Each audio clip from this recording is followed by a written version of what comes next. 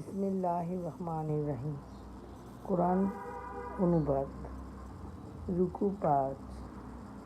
হে বনী ইসরাঈল, আমার সেই অনুগ্রহকে তোমরা স্মরণ করো যা দ্বারা আমি তোমাদের অনুগৃহীত করেছি, এবং আমার সঙ্গে তোমাদের অঙ্গীকার পূর্ণ করো। আমিও তোমাদের সঙ্গে আমার অঙ্গীকার পূর্ণ করব, এবং তোমরা শুধু আমাকেই ভয় করো। তোমাদের কাছে যা আছে তার সমর্থরূপে আমি যা অবতীর্ণ করেছি তা বিশ্বাস করো, আর তোমরাই তার প্রথম অবিশ্বাসকারী হয়েও না, এবং আমার আয়াতের বিনিময়ে স্বল্প মূল্য গ্রহণ করো না। তোমরা শুধু আমাকেই ভয় করো। তোমরা সত্যকে মিথ্যার সাথে মিশ্রিত করো না, জেনে শুনে সত্য গোপন করো না।